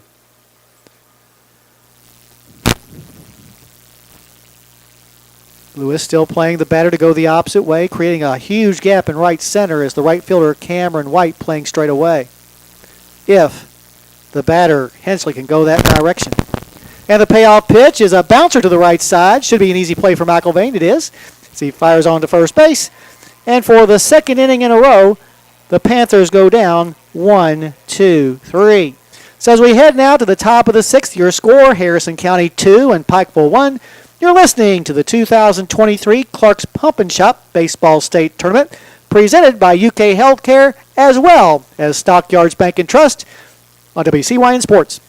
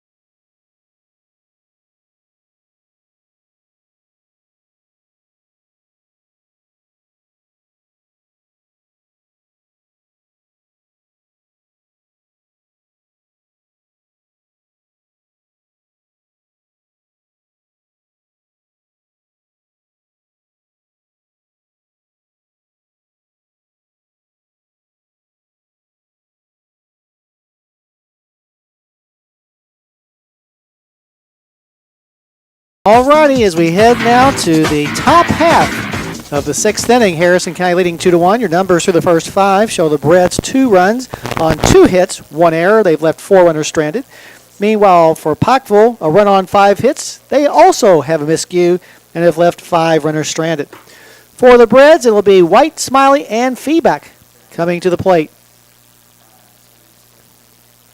White takes a look down to third base coach Mac Whitaker before stepping into the batter's box. And the first pitch is going to be up high for ball 1. Number 16 takes a look at his bat before stepping back into the box. An orange bat by color.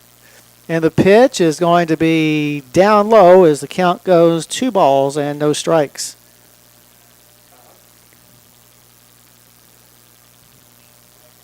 White, one of the 7 seniors. Next pitch is swung on and missed. 2-1 now the count to lead off batter for the Breds here in the top of the 6th inning. First round action of the boys state baseball tournament. Wind, and the next pitch is going to be on the outside corner, evening up the count at 2 balls and 2 strikes. Duty, who began the game on the mound, still there. He's given up 2 runs, but only 1 has been earned. Break-even pitch is fouled back.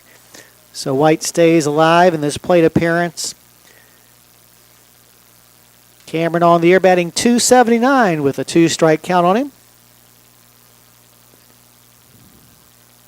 Flashing the sign, Jarrell to the mound. And the 2-2 once again is lined right into the first baseman's glove for out number 1. Well, White hit it hard, but Thompson was standing right there. So 1 up and 1 down for Mason Smiley. Smiley has struck out. He's also popped up to second. Well, you have a big group to feed? You can't beat the deal on a Beast Pizza from Snappy Tomato. Call 235-7627 right now. That's 235. Snap. Thank you. The wind by Duty, and his first delivery is going to be down low and outside for ball 1 to Smiley. Breds trying to get back to the quarterfinals. Next pitch is going to be down low again as the count goes 2-0. And as we mentioned, the 15th region representative has not gotten to the quarterfinal round since Pikeville did it back in 2010, which coincidentally was when Harrison County last won a state title. Next pitch is at the numbers. That'll run the count 2-1. 1 out, nobody on for the Breds. Trying to get people on base. Duty working quickly. Next pitch is sliced down the right field line. Chasing after it, Wilkerson near the line, but will not have a catch. He was lined up pretty well, but that dying quail died fast at the very end. And a good decision by Wilkerson not to try all-out horizontal dive for the ball, because we've seen what has happened to people because of that, because of this fast track. Those people have ended up either with triples or inside the park home runs here. That'll bring Malachi Fee back to the plate. Malachi has been on base twice, singling back in the second. He's also reached on an error. Over at first, Smiley being held on by Thompson. From the stretch, Duty, who's gone all the way, and the pitch, a check swing. They'll appeal, and they're going to say he did check in time for ball one. Need for feedback to get behind one and charge it out of here. He had that stretch of 7 homers in 10 games at one point midseason. So the next pitch is on the outside part of the plate for a strike. Still, with his 10 homers this year, that's 5th most in the state. Hangs the bat over his right shoulder as Duty gets the sign from Jarrell, takes a glance over to first. Now Malachi is ready, and the pitch is a bouncer to the left side. Off the chest of the third baseman, Hall, and there will not be a play anywhere. So another error committed by the Pikeville defense. The second time that Malachi feedback has gotten on that way. Puts runners at first and second for J.D. Kendall. But first, a visit to the mound for Coach Simpkins. Not sure if he'll lift his starter now. He's only at 87 pitches. But it's one of those situations. If you can't go with Duty, who do you bring in that's not going to be as good? That's why they call him the ace. It's because you can count on them at all times, even when they're not at their best.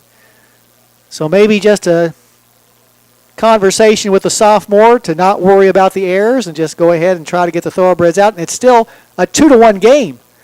Harrison County up here in the top half of the 6th inning. At Kentucky Farm Bureau Insurance, we believe small businesses are an important part of this state's homegrown success. It's yet another reason why Kentucky Farm Bureau loves Kentucky. Call Harrison County Farm Bureau on Monday, 234-4514, and ask for Dustin or Amy. Kendall steps into the batter's box. He's had a sacrifice bunt and a walk today. Down at second, Smiley. Feedback at first. A look back at second by Duty, and the pitch to the plate is going to be right down Main Street. Oh, J.D., there was your home run pitch. 0-1 the count to the senior. Kendall in the postseason, 2 for 7, but he has walked 3 times and has been hit twice. Here's the throw back to second, but diving back in time, just barely, was Smiley, but barely counts. Knupp Law understands that your situation is more than just a lawsuit or legal problem. It's your life. Visit KnuppLaw.com to find out how Brian can help you out. He must have been gone to be someone's legal counsel right now. A look back at second, and the pitch to the plate is another one that looked like it was right down the heart as the count goes to 0-2. So evidently, Coach Simpkins told his starter to just relax and throw strikes. Kendall standing in as the sign is flashed from Jarrell to the mound. Runners take their leads. There is just one out. And the pitch is going to be swung on and missed for strike 3. For Duty, 2, 3, 4, 5. That's 6 strikeouts for him. With 2 outs and those runners still at first and second, Brian Vaughn returns to the plate. Brian has had a ground ball out to third and a strikeout. Came up in a similar situation in the 4th when he watched strike 3 go by. So a chance for redemption for the sophomore, who is now 5 for 11 with 2 outs and runners in scoring position. First pitch to him here is right down the middle. Come on, guys. He's throwing strikes like they're going out of style. Ever since the talk with Coach Simpkins, he's thrown 5 straight right down the middle. Brian Vaughn gets ready. And now stepping off the back of the rubber is Duty. Shadow of the left side of the stadium, approaching the third base line. While our fans are still out in the sun. I look back at second, and the pitch to the plate is sliced foul off the netting. This count goes 0-2 on Brian Vaughn. Duty trying to retire Brian and keep the score as it is, 2-1. Pikeville got their single run in the bottom of the third. Harrison answered with a run of their own in the top of the fourth, then took the lead with a run in the top of the fifth. We are now in the top of the sixth. Duty working more deliberately now. Goes into the stretch. And the pitch is fouled out of play to the right side again. This count remains 0-2. Farm Credit Mid-America offers short-term loans that handle the present so you can focus on the future. Contact Michael Furnish at 859-254-2741 and learn more about it. Harrison County, one of the more powerful offenses in the state, but have been held to just a couple of runs by Duty here today. Next pitch is on the outside part of the plate for strike 3. No runs, a hit, 1 error, 2 men were left aboard. We're heading now to the bottom of the 6th with your score. Harrison County 2 and Pikeville 1. You're listening to the 2023 Clark's Pump and Shop Baseball State Tournament, presented by UK Healthcare and further presented by Stockyards Bank and Trust on WCYN Sports.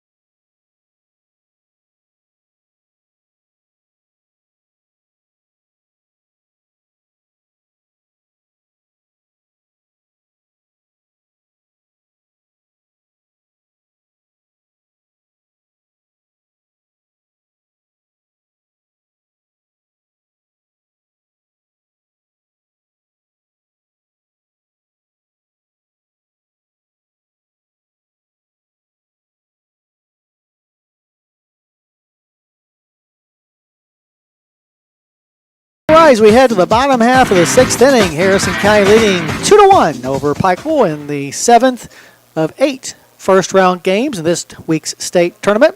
So far, we've had 6 very close scores, the likes of which 3-0, 6-3, 3-0, 7-5 in 11 innings.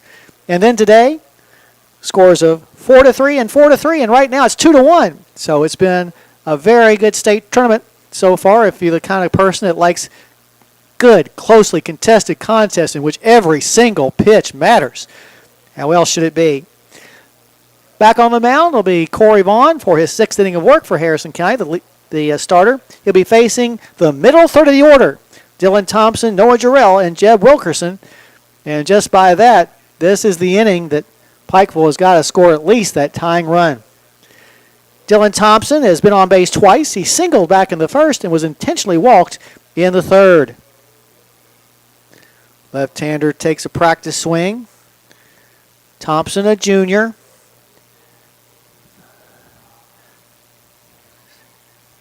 Four for 10 in the postseason. Wheels the bat around as Corey gets the sign from Brian, and the first pitch is on the inside part of the plate for strike 1. It's always a good thing to do is get ahead in the count. Get in their heads before they can get in yours. That's what baseball's all about. The wind and the 0-1 delivery is sent high to the right side, but out of play. Well, out of play, in fact, in behind the structure there. This count goes 0-2. Counter Clocks Field. We'll be playing here tomorrow if we can hold on to this 2-1 lead. But we got to hold on to this 2-1 lead. Next pitch is on the outside part of the plate for strike three, and what a awesome job of framing the pitch by Brian Vaughn. From where we sit, we could tell that that ball was a good 3 inches off the plate, but that's where Brian Vaughn was set up, and that's where he got the strike. Another Knupwall strikeout by Corey Vaughn, and that is number 6 for him today. Now to the plate, Noah Jarrell. He has struck out in single today. First pitch is just a bit inside for ball 1. The reason I giggle is that ball was more of a strike than the previous pitch that he called a strike. The wind and the next delivery is stroked to the left side. Chasing after it is Harris, and it's going to drop in there for a base hit. A seeing eye single by Noah Jarrell gets him on base for the second time in the ballgame. His second base hit. He has 2 of his team's 6. We'll have the mystery courtesy runner. Might look on this. It might have it here. Carson Salyers. So Carson Salyers running at first base for Jarrell. As Jeb Wilkerson comes to the plate. Wilkerson's been hit by a pitch, then lined out to second. Over at first, Kendall holding Salyers on. As down at third, Mason Smiley about 15 feet down the third base line. No bunt is shown this time by Wilkerson as the pitch is low and outside for ball 1. 1 on, 1 out for the Panthers. They trail 2-1 here at the bottom of the 6th inning. That base hit stopped a string of 8 consecutive batters retired by Corey Vaughn. Here's a snap throw to first, but not in time. Many of our fans are sure that that ball got over there in time, but that's not what the umpire saw. Stepping back into the batter's box will be Wilkerson. And a little bit shorter lead over at first base now by Salyers.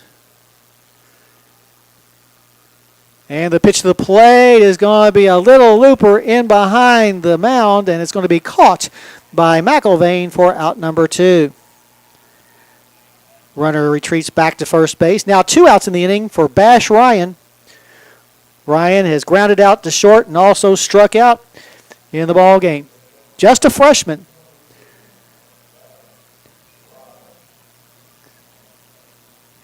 Ryan 5 for 13 in the postseason. First delivery to him is going to be low and outside for ball 1. Pitch count should not be an issue for Corey as he has thrown 87 right now. Next pitch is a pop-up to the right side, but foul and out of play. That'll even things up at 1 ball and 1 strike.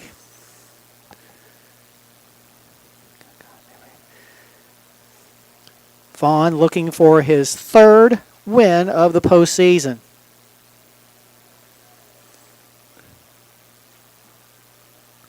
Waggling the bat over top his right shoulder is Ryan. A look at first, and the pitch is swung on and missed for strike 2. 1-2 now the count to Ryan.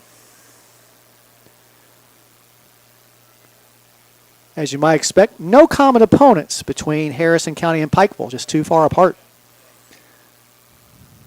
The 1-2 delivery's up high. I think that time they tried to get Ryan to chase a bad one, but he had none to do with it as the count goes even at 2 balls and 2 strikes. 9 o'clock your game time for the Phillies in Central Hardin over at John Kropp Stadium. Next pitch is swung on and missed for strike 3. Another Knupwall strikeout recorded by Corey Vaughn. That gives him 7 on the day. No runs a hit, no errors, 1 left. We're heading now to the top of the 7th with your score. Harrison County 2 and Pikeville 1.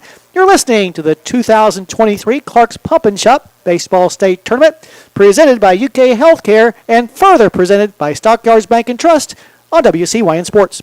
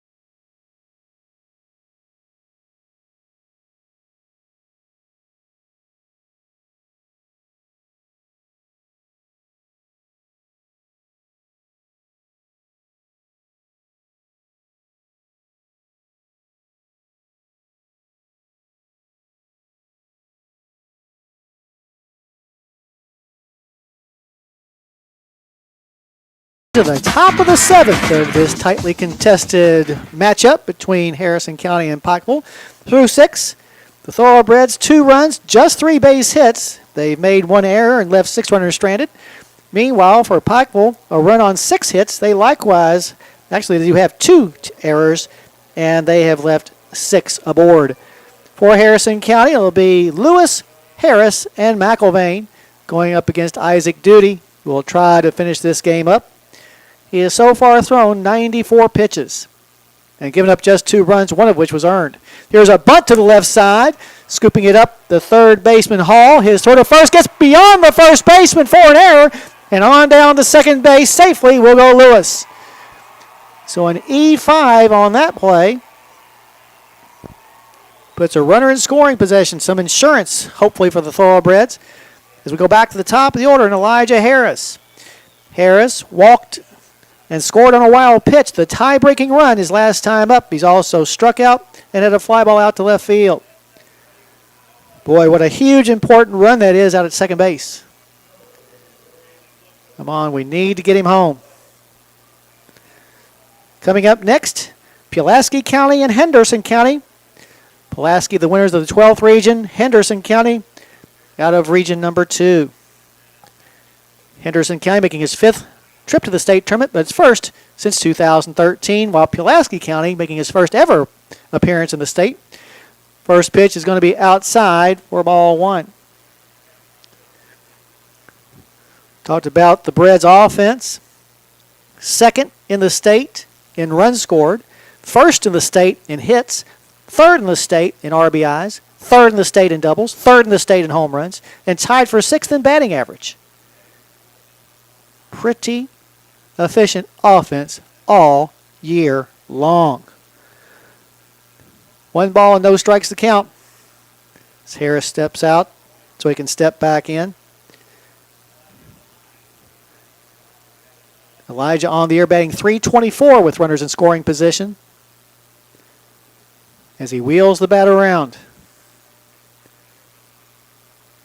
From the stretch duty. And the pitch is outside and it drops away from the catcher. Here goes Harris to third. Slides in there safely. So another wild pitch delivered by Duty puts potentially another run just 30 feet away for the Breds. And it's getting late in the offing, so you got to feel like the Panthers will do anything to keep that run from scoring as they'll draw the infield in now. Outfield playing Elijah fairly deep as Lewis takes his lead from third, and the pitch is going to be fouled out of play to the right side. This count goes to 2-1.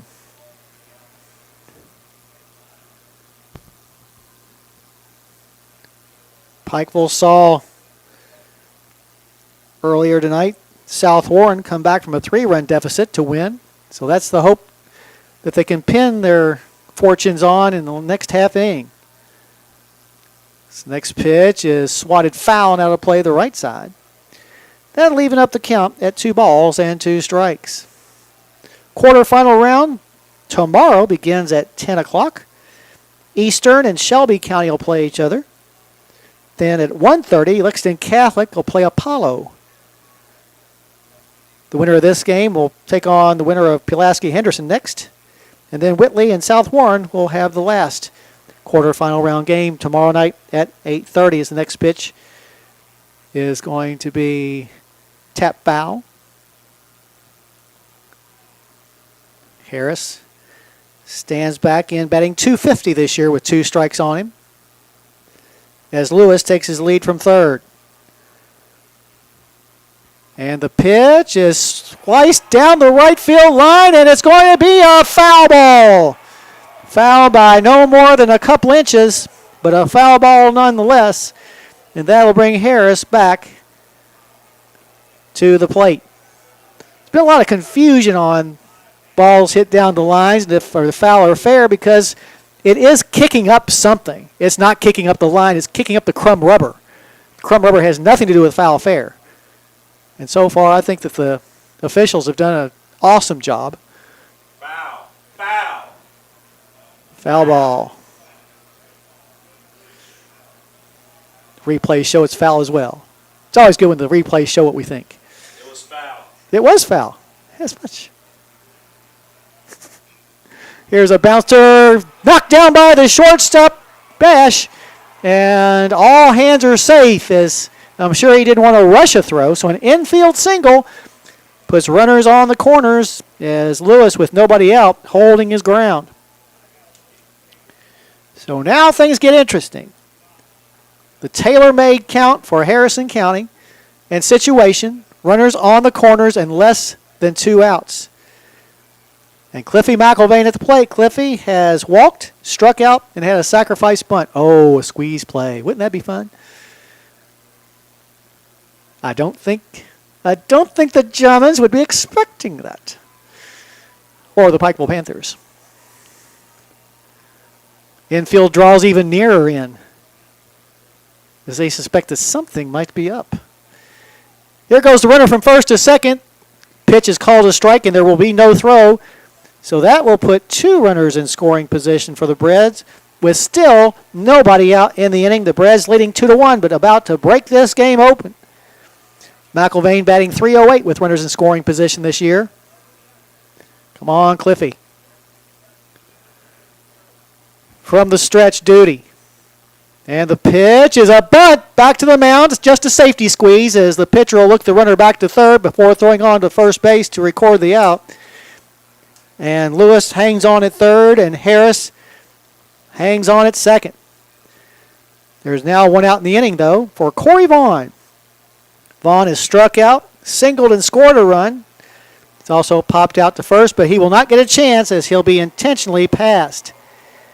So the bases are loaded with thoroughbreds with 1 out, and Cameron White coming to the plate. Cameron is 0 for 3, a fly to right. He's also grounded out to first and lined out to first as well. White on the season with the bases loaded, 5 for 9. Percentage-wise, the best guy on the team to have up with the bases loaded. Duty checks the runners. And his first pitch is going to be outside and low for ball 1. 2-1 your score. Harrison County's picking up individual runs in the 4th and 5th, following Pikeville's run in the bottom of the 3rd. But now Duty has no place to put White. And the pitch is going to be inside for ball 2. 2-0 the count now to the Breds right fielder. Senior has been looking for a moment like this his entire baseball career, trying to put his team up by an insurmountable margin. Next pitch is a bouncer to second. Second baseman will come home for the force, and that's all they'll try as there are now 2 outs in the inning. Good play that time by the second baseman, Sam Wright. So the bases are still loaded with thoroughbreds, but there are now 2 outs. And Mason Smiley coming to the plate, but first, Coach Simpkins will go to the mound. Smiley on the season, 2 for 7 with the bases loaded. We'll also have a courtesy runner as Bryson Tucker will go on down to second base to run for Corey Vaughn. And that's going to be the end of the day for Mr. Isaac Duty. So we'll see who the new pitcher may be. They're exchanging gloves.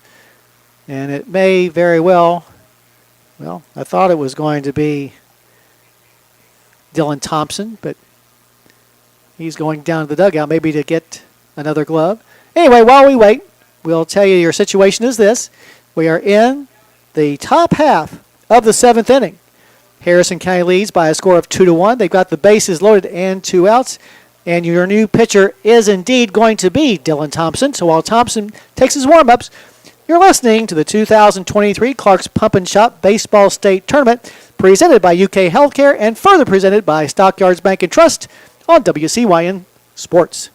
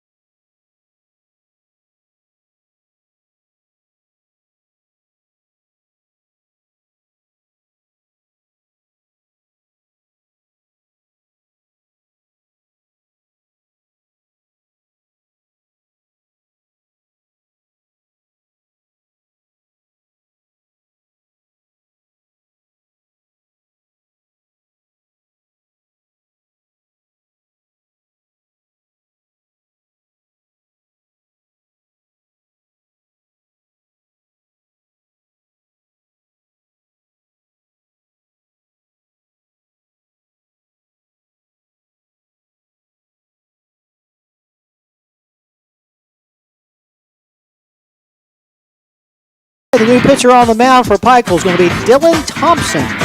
Dylan Thompson, a junior, making his 13th appearance of the year. His 4th in relief. He's thrown 45 in the 3rd innings, giving up 39 hits and 22 walks while striking out 66.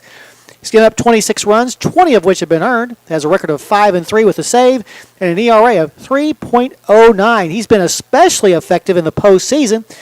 Pitched in the district championship game win over Shelby Valley. He also was on the mound against Paintsville in that 8-inning win over the Tigers. Overall, he's thrown 5 2/3 innings this postseason, has not given up a base hit, has walked just 2 while striking out 9, and has not given up a run. So Mason Smiley at the plate with the bases loaded. As we said, Mason 2 for 7 with the bases loaded this year. Runners take their leads. Harris at third. Tucker running for Corey Vaughn at second. And White at first. And the pitch is going to be popped up foul, and that'll play to the right side for strike 1. Well, El Paracutin is a good place to go for Mexican food. They got a great buffet. They're open on Sundays after church, which is when my wife and I usually go. And half of Cynthiana as well. So good food, good eating, good Mexican at El Paracutin. From the stretch, Thompson, the left-hander, fires the 0-1 and it's going to be down low, evening up the count at 1 ball and 1 strike. Harrison County fans hoping that we can get a base hit here to extend our present 1-run lead. Thompson gets the sign from Jarrell, and the pitch is on the outside part of the plate. Count goes 1-2. In case you're interested, in the bottom of the 7th, there'll be the 8, 9, and 1 batters in the batting order for Pikeville, right now trailing by 1. Smiley wheels the bat around. Out in center field, Braden Hall playing him to go the opposite way, as is the left fielder, Jake Lowe. Pitch is swung on and missed for strike 3, though, to end the inning. No runs, 1 base hit. There was 1 error, and the bases were left loaded. So as we head now to the bottom of the 7th, your score, Harrison County 2 and Pikeville 1. You're listening to the 2023 Clark's Pump and Shop Baseball State Tournament presented by UK Healthcare, as well as being presented by Stockyards Bank and Trust on WCYN Sports.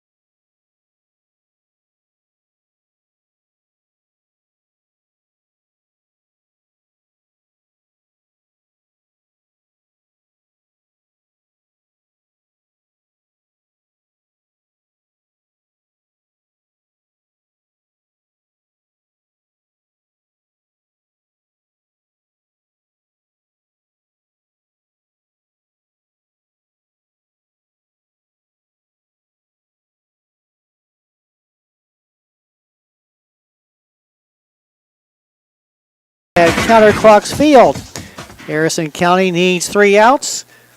Pikeville needs 1 run. It'll be Jackson Hall, Jake Lowe, and then back to the top of the order in Braden Hall. Corey Vaughn on the mound trying to pick up the complete game victory. Hall has singled and also bounced out 3-1. Jackson Hall, a sophomore. Over at third, Smiley a couple of steps in on the infield grass. Just in case he decides to lay one down. Doesn't show it. Bounces one to the left side. Glove by Harris. Spins, throws. Got him! For out number 1. So 1 up and 1 down as Corey Vaughn has now retired 3, 6, 9, 10 of the last 11 batters he's faced. That'll bring Jake Lowe to the plate. Lowe is popped out to the catcher and also grounded out to short. Smiley stays on the infield grass. So the first pitch is bounced back to the mound, off the glove of Vaughn and into center field for a base hit. So Lowe rips one there for his first safety of the game. And now the potential tying run is on base. So we go back to the top of the order, and Braden Hall. Hall has bounced out to the mound, struck out. He's also grounded out to short.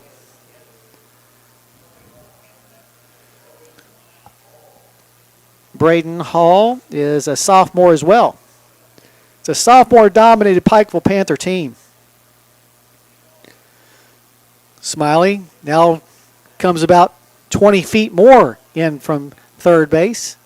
As over at first base, Kendall holding low on. The first pitch is launched into center field. Going back after it, Harris reaches up, cannot make the grab. All hands are safe.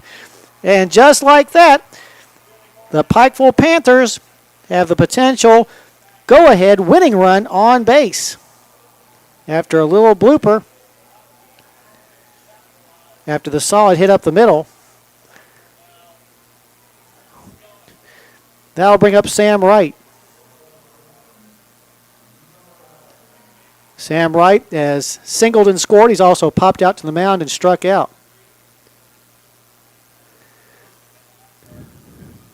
Runners on first and second. First time since the third inning in which Pikeville's gotten more than one runner on base at the same time. Corey peers in to get the sign, checks the runners. And his first pitch is going to be bounced foul to the right side for strike one.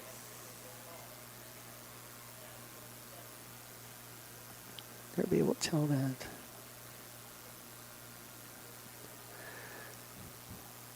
Coach Simpkins flashing signs to both the batter and the runner on first base. As number 9 steps back in. Sam Wright, a junior, linebacker on the football team, swings and tips one foul into the mid of Brian Vaughn for strike two. Big pitch coming up here for both sides. As Wright stands in.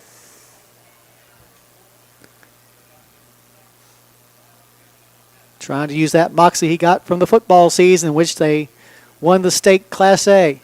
Here is a fly ball into left field. Camping under it is feedback. He'll grab it for out number 2. So the Panthers are down to their last out with that potential tying run in scoring position at second. It'll be Wade Hensley, the designated hitter. And now Coach Simpkins has something to say to the home plate umpire. Not sure what that conversation is about. And now the field umpire getting involved in the same conversation, and they're about to draw everybody together. I have no idea what this is about, but it's never a good sign when the 4 umpires gather together. I mean, it was a simple fly ball to left. Malachi caught it, and that was it. And the meeting breaks up, and now Coach Simpkins going over to talk to the home plate umpire. It was a very short meeting. And I don't know. Coach Simpkins is still pleading his case about something. Of course, that gets the Harrison County fans all fired up. And Coach Simpkins will go back to the third base coaching box, but on the way we'll have some final words with the third base umpire. So I don't know. Wade Hensley at the plate. He is singled, struck out, and grounded out to second. Down at second base, Lowe takes his lead. The man behind him on first, Braden Hall, as a pitch is delivered on the outside edge for strike one.